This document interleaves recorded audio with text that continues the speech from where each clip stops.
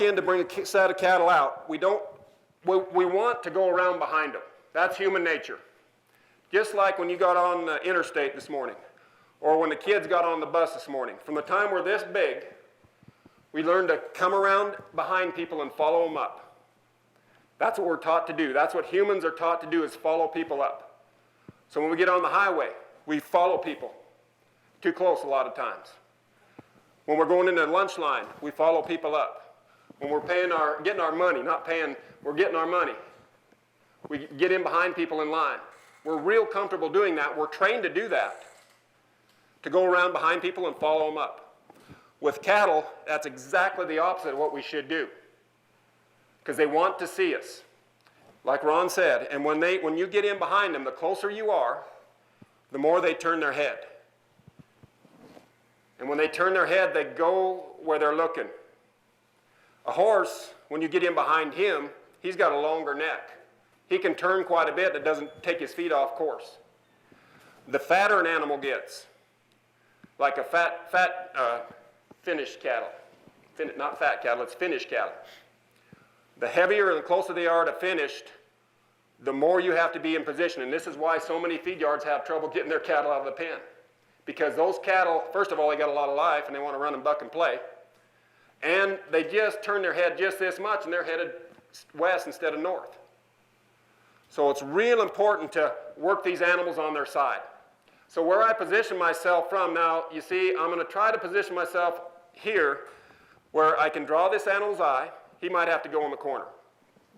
I'll draw the other animal's eye out of here. Now I step forward, and now all I got to do is step back here, and these cattle, all I have to do is make this much movement here. These cattle want to go with each other. I have to reposition myself for the red calf or the black calf, and I can control the movement for these cattle right through here. I'll send Blackie back one more time. Now go back to your left.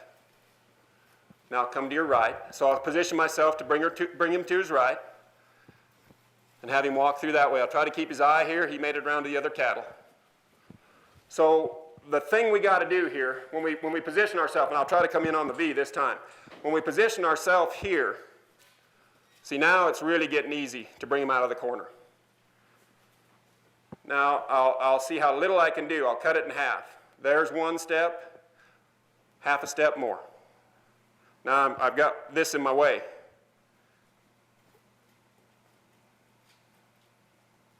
I'll wait till the red calf comes up, or the black one. I'll get positioned right. Now here I want to stop the red. So you can see how little movement that you can train these cattle to take. And this is a pretty slow deal here. Now here we got some things, but I'll let these cattle work their way. I call it teaching these cattle to transition. This little guy is going to have to work himself out. Or I can switch sides, but I want him to learn to come by me on this side. I'm going to step here to bring him out just a little more, step back, now step forward, he should come by. And all the time, I can always, now if I want to stop these guys, being as I'm working from the front, I can control the back of my bunch. And this is why it's so important not to go around behind these cattle, is you have no control of the front, and they don't learn from it. They learn just to get away from you. Now, cattle, horses, sheep, goats, I believe they work off of pressure. They don't like pressure. It's not the pain of getting a shot or a brand that an animal doesn't want to go into a chute from. It's the fear of that confinement, the fear of confinement. And so what we try to do when we start gathering our cattle, start working them down to these smaller confinement areas, is we start teaching them to accept that pressure.